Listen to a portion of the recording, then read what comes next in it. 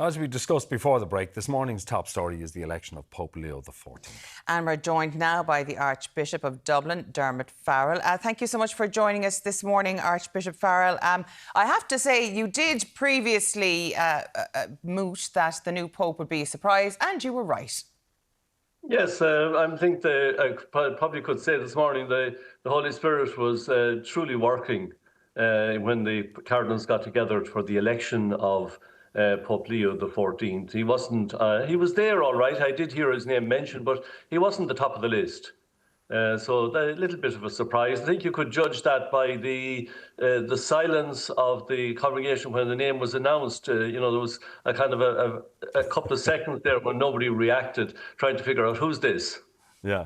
Of course, we've got this ideological divide that's going on between those who would have been great supporters of Pope Francis and some of his liberal views, and then there's the more conservative Catholics. So where do you think Pope Leo will sit? Which side of that fence? Well, I suppose in those sort of categories, there are very worldly categories. Pope Leo is elected as a successor of Peter, not a successor of Francis. I think that's important to remember. And I think in terms of, where he'll sit, he's probably in the continuation of Pope Francis, because I think if you think about what he said last night, it was very great emphasis on mission, for example, and that's part of the mission of the church is preaching the gospel, its proclamation, and its service. So I think he's going to be in that somewhat similar mold of Pope Francis. He's worked with Pope Francis, as you know, in the Congregation of Bishops. He's worked in South America for a couple of decades. He was a diocesan bishop there, so he ran a diocese. So I think all of that, augurs well that they did, they did opt for somebody who was in continuity, I think, with Francis. But having said that, he will also bring his own qualities to it, his own dimension. He's not going to be, I suppose if I put it this way, almost, a slave to what Pope Francis spoke, because he has a different background as an Augustinian. He's a Native American. He has worked in governance, and I think that's important in the Holy See. So these are all qualities, I think, that the Cardinal saw in him. He's a polyglot in terms of languages, speaks fluent English, French, fluent Italian, Spanish. So he's all of these languages which he's very comfortable in. So those are all different qualities that he'll bring. And I think you can even see the change. I'm looking at him there on your screen where he came out on the balcony with a dress slightly different than Francis. He also spoke in Italian. I think that was interesting, rather than English, which would be his native language. So These are all little indicators of where maybe Pope Leo is taking us. As well as leading the Catholic Church, there's a huge diplomatic element to the papacy. How do you think Pope Leo will fall within this? Because, of course, he has been outspoken against the Trump administration and J.D. Vance. I know a lot of the conservative Catholics in the US have not looked favourably on his appointment. So he does have quite a difficult job ahead of him. Yes, I think every Holy Father has a difficult job in terms of, the role that he has to play. You have, first of all, he's Pope for the whole universe. So that's, 169 countries or in that sort of order of magnitude. There are 100 wars raging, and the Holy See has a very deep contact across the world through its diplomats. And, it's seen as being, I suppose, neutral, which allows the Holy Father and his team. It's not just himself. He's also, the Secretary of State.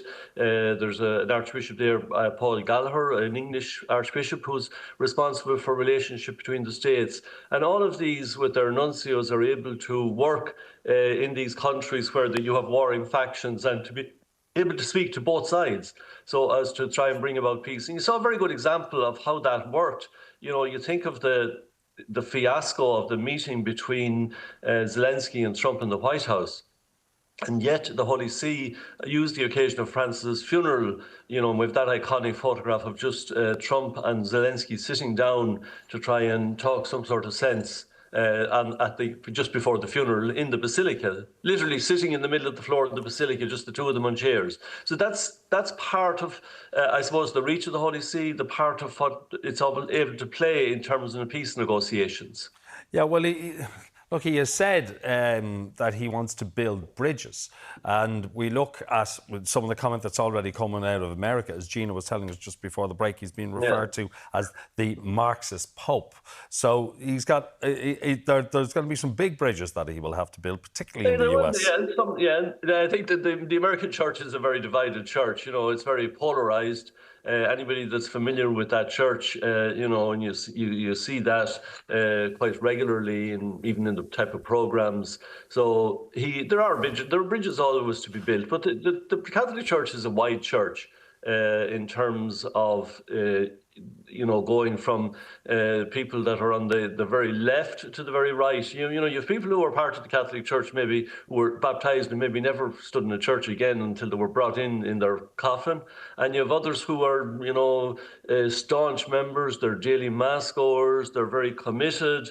So, you have all of these dimensions in the church, and the church, the Pope, as a figure of unity, has to hold all of those together. And that's one of the big challenges for the Holy Father, as it is even for a bishop, or indeed for a parish priest in a parish. The parish ministry, the priest out in the ordinary parishes here in Dublin has to hold all of these views together and be a figure of unity. And it's very important. Even more important at that level, but he's doing it on, I suppose, a more global scale. And it's inevitable that particular groups will, say he's a Marxist. That's, I think, an unfair criticism of him. He did work in South America. He was very committed to the poor, very committed to the mission. And you can see that last night, for example, the missionary dimension was strong in what he was saying. It's probably strong in the fact that he was elected. Given his missionary experience in a missionary country. So I don't think that's fair. There's always the part of the church is you've the gospel, proclamation of the gospel, and service. And service is an important part. Even going back to Pope Benedict, saying that service, his encyclical, one of his encyclicals was the importance of service and looking after the poor. That has always been a dimension. So to characterize somebody as a Marxist who looks after the poor is not a fair criticism. Archbishop Farrell, you've previously said that there can be no real reform in the Catholic Church until the abuse crisis has fully been addressed. Now, we have heard over the past 12, 18 hours about criticisms that have been levelled at the new Pope in the past because of his handling of these situations in Peru and elsewhere. How should he handle these going forward? Well, I think the pattern has been set by Pope Francis in terms of what he expects in terms of abuse. He has produced a document that there is a serious obligation on every bishop in leadership to report abuses to the civil authorities and to the Holy See, and that must be done in a timely manner. And, anybody who doesn't deal with an abuse cases that is brought to their attention is going to suffer, I suppose, a very serious penalty, up to and including dismissal from their role. So I think Cardinal Prevost, as he was then, he was head of the Congregation of the Dicastery for Bishops, he'd be well aware of the issue of abuse. So I think he will continue what Pope Francis has done. He'll continue the outreach to survivors, and he will continue to look at where there are if there are shortcomings, where they are, and how those shortcomings can be dealt with in terms of church law. He's a canon lawyer, actually, so he would be very familiar with the use of church law in dealing with such cases. Indeed, and of course, a fiercely intelligent man. You did mention he's a polyglot, he's a canon lawyer, he did a degree in mathematics, so we know that the intelligence necessary for dealing with these is most certainly there, and hopefully the diplomatic skills as well. Now, we're looking coming up to another Jubilee year now, so what should we expect from that? Well, the Jubilee year, as Pope Francis announced, was a Jubilee of hope.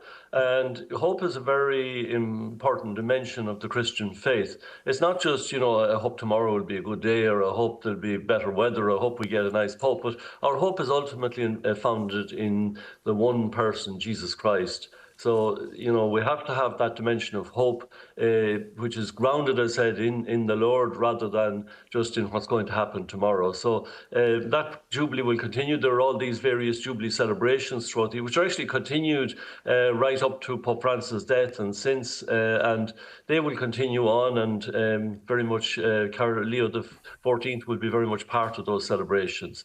So it'll still continue to focus on hope and what real hope means for us as human beings and how it's so important a dimension of our lives. Archbishop Farrell, thank you so much for joining us this morning. Not at all. Thank you.